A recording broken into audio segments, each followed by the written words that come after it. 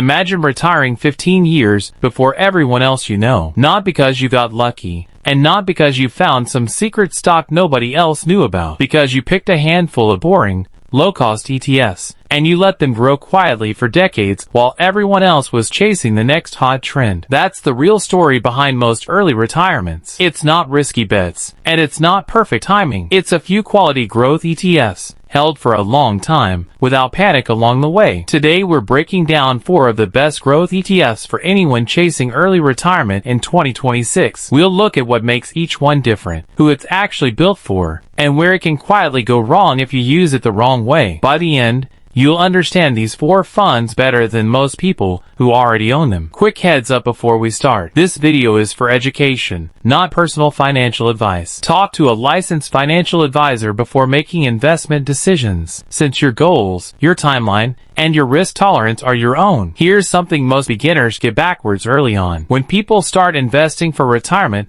a lot of them get obsessed with dividends. They see a stock or a fund paying out cash every quarter, and it feels like free money landing in their account. So they chase the highest yield they can find, thinking that's the fastest path to wealth. But a high dividend doesn't automatically mean more wealth. What actually matters most, especially early on, is total return, meaning how much your investment grows overall, dividends included. When a company keeps more of its profits inside the business instead of paying it out, that money often gets reinvested into growth. And over decades, that growth can compound into far more wealth than a steady dividend check ever would. That's exactly why growth-focused ETFs deserve more attention during the early, wealth-building years, before you're ready to shift toward income. So what actually makes a growth ETF worth owning for decades? A few things really matter. A low expense ratio, so fees don't quietly eat your returns year after year. A large, diversified group of companies, so one bad business doesn't sink your whole portfolio. Strong earnings growth, high liquidity, and a long enough track record that you know it's been tested through more than one good year. No ETF wins every single year, and that's normal. Different market cycles favor different sectors, and the real goal isn't winning every year, it's staying consistent across many of them. With that in mind, let's start with the one most long-term portfolios are built around. Picture 2 friends who are the same age and work the same job. One of them owns a single stock she's completely convinced will make her rich. The other owns a small piece of basically every major company in America, all inside one investment. Guess which one sleeps better during a rough month in the market? That second approach is exactly what an ETF like VXUS gives you. VXUS is the Vanguard SP 500 ETF, and it tracks the SP 500 itself, which means you own a slice of roughly 500 of the largest publicly traded companies in the country. Apple, Microsoft, Nvidia, Amazon, Meta, Berkshire Hathaway, Alphabet, and Tesla are just a few of the names sitting inside this one single fund. Here's why so many long-term investors treat VXUS as their foundation. The expense ratio is tiny, so you keep far more of your own returns instead of handing them over in fees. And the index does something quietly brilliant behind the scenes. It automatically drops weaker companies over time and replaces them with stronger, more relevant ones. You don't have to sit there guessing which businesses will still matter in 20 years. The index adjusts itself for you, year after year, without you lifting a finger. Historically, the SP 500 has recovered from every major crash it's ever faced, even though the length of those recoveries has varied quite a bit. That's not a guarantee about the future. It's just context for why this index has earned so much trust over such a long stretch of time. Now, VXUS isn't perfect,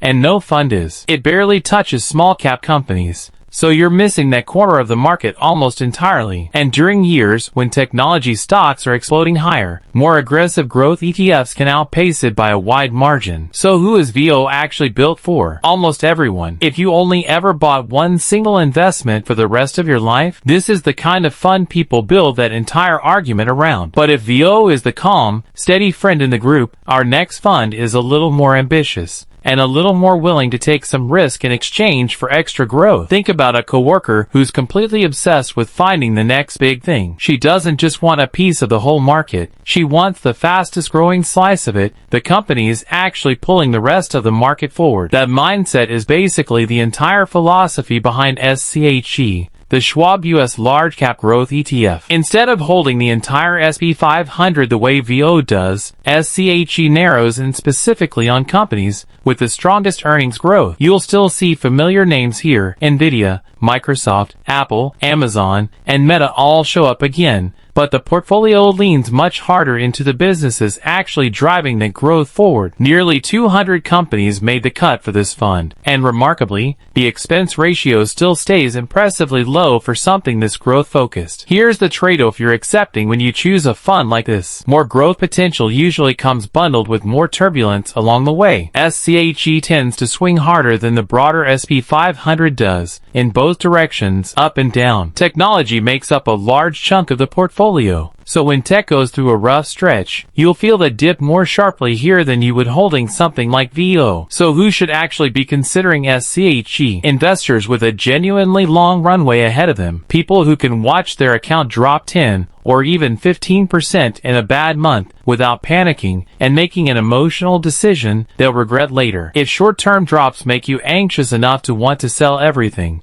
this probably isn't the right fit for you just yet, and that's completely okay to admit. Speaking of leaning further into growth, let's talk about the fund most people have actually heard of already, even if they don't fully understand what makes it tick. You've probably seen the ticker QQQ mentioned everywhere online, but there's a quieter, cheaper version of it worth knowing about, and it's built specifically for people who plan to hold for the long run rather than trade in and out. That fund is QQQM, the Invesco Nasdaq 100 ETF. QQQM tracks the exact same Nasdaq 100 index as its more famous sibling QQQ, just with a lower ongoing cost. And it was designed from the start with long-term holders in mind rather than active traders jumping in and out looking for quick moves. Inside this fund, you'll find Microsoft, Apple, Nvidia, Amazon, and Meta again, but also names like Netflix and Costco rounding things out. This is where you get concentrated exposure to some of the biggest trends shaping the economy right now: artificial intelligence, cloud computing, semiconductors, and digital services,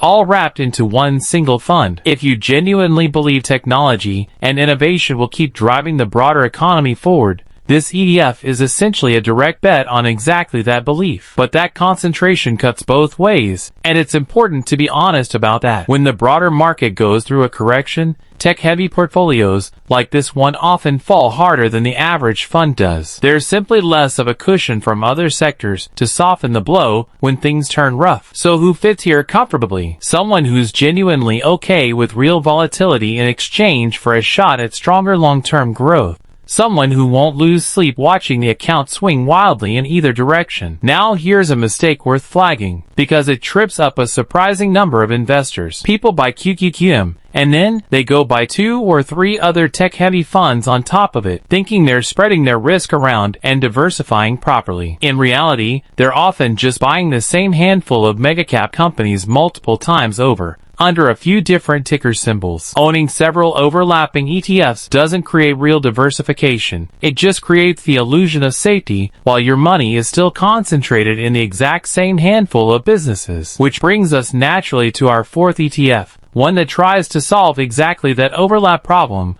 while still keeping growth as the core focus. Let's say you like the general idea of growth investing, but you don't want to be quite as concentrated in pure technology as something like QQQM demands. That's the gap VUG was really built to fill. VUG is the Vanguard Growth ETF, and it tracks the CRSP US Large Cap Growth Index. You'll see familiar names show up again here too: Apple, Microsoft, Nvidia, and Amazon among them. But the fund spreads across a genuinely broader mix of large-cap growth companies rather than concentrating purely on Nasdaq-listed tech giants alone. The expense ratio stays extremely low here too, in true Vanguard fashion, and the fund is about as simple as buy and hold investing realistically gets. You buy it, you hold it, and you let time and compounding do the rest of the work for you. The main weakness with VUG is timing related rather than structural. Growth stocks as a broader category tend to underperform during stretches when value stocks come back into favor with the market. That's not really a flaw baked into VUG specifically, it's simply how growth investing behaves across different market cycles over time. VUG tends to suit investors who want diversified growth exposure without going all in on a single sector, while still keeping costs about as low as they can possibly go. So let's put all four of these side by side for a moment and really compare them. VXUS gives you exposure to the whole market, with medium risk and excellent diversification behind it. SCHD pushes harder specifically into growth, carrying medium-high risk with very good diversification. QQQM concentrates heavily in technology and innovation, carrying higher risk with good, though narrower, diversification. And VXUS sits somewhere comfortably in between, offering broad growth exposure with medium-high risk and very good diversification overall. None of these four is objectively the single best choice for everyone. They each serve a slightly different role inside a portfolio, and a lot of long-term investors end up combining two or three of them rather than picking just one and stopping there. Now let's talk about why the moment you started investing matters more than almost any single ETF choice you'll ever make. Imagine two investors, and let's just call them Investor A and Investor B to keep things simple. Investor A starts investing $500 every single month at age 25 without missing a beat. Investor B waits 10 full years before getting started and begins investing that exact same $500 a month at age 35 instead. Both of them keep investing consistently all the way until they turn 65. And let's assume both portfolios earn a reasonable long-term average return of around 8% a year, which is roughly in line with historical stock market averages over long stretches of time, even though future returns are never guaranteed. By the time they both reach 65, Investor A ends up with somewhere around $1.7 million. Investor B, despite investing the exact same monthly amount, ends up with somewhere around $750,000. That's roughly a $1 million difference between the two of them. And here's the part that really stings. Investor B only contributed about $60,000 less overall across those 10 missing years. $60,000 less in contributions turned into nearly $1 million less in final wealth. 10 years of head start did almost all of that heavy lifting. Not some brilliant stock pick, not perfect timing, just time itself working quietly in the background. There's a similar lesson hiding in a slightly different mistake, and it's one worth mentioning here too. Some investors try to be clever with timing. They pull their money out when the market feels scary, planning to jump back in once things look calmer and safer again. The problem is, some of the market's strongest days tend to arrive completely unannounced, often right in the middle of the most uncertain, choppy stretches. Missing even a handful of those strongest days over the years can meaningfully shrink your long-term returns. Time in the market has historically mattered far more than trying to perfectly time the market,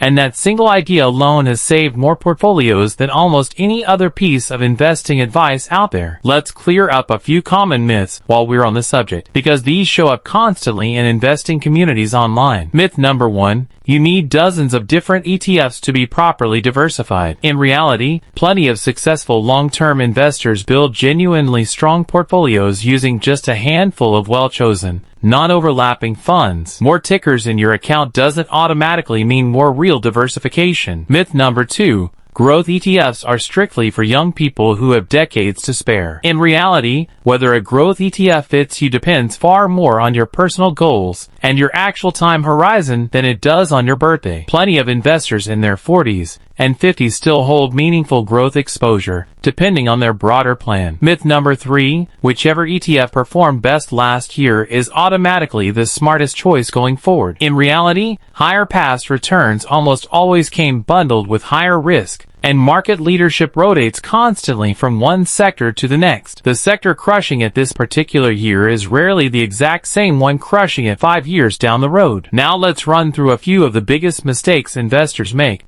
because avoiding these matters just as much as picking the right fund in the first place. Mistake 1. Chasing whatever performed best recently, and jumping ship into it after the gains have already happened. Mistake 2. Trying to predict short-term market tops and bottoms, which is far harder than it looks even for professionals. Mistake 3. Panic selling the moment things turn red, locking in losses that likely would have recovered given enough time. Mistake 4. ignoring how much ongoing fees quietly erode decades of compounding, even when those fees look small on paper. And mistake 5, expecting every single year to be a green one, when pullbacks and rough patches are simply a normal, unavoidable part of long-term investing. If you're building toward early retirement, here's the honest, unglamorous takeaway. It's almost never about finding one single perfect ETF that beats everything else. It's about picking a small handful of quality, low-cost funds that actually complement each other, staying consistent even when the market gets genuinely uncomfortable, and letting time quietly do most of the heavy lifting for you, the same way it did for Investor A earlier in this video. The old gives you the steady, diversified foundation. SCHD and VUG push a little harder into growth while still staying reasonably broad. And QQQM gives you concentrated exposure to the innovation driving a huge part of today's economy. For investors who can genuinely handle the extra bumps along the way, different tools, different roles, and often a smart combination of a few of them rather than just one. If this helped you think about your own portfolio a little differently, go ahead and subscribe for more videos breaking down real investing strategies without the hype and without the empty promises. And one more time, remember that this was educational content, not personalized financial advice. So talk to a licensed financial professional about what actually fits your own specific situation, your goals, and your timeline. I'll see you in the next one.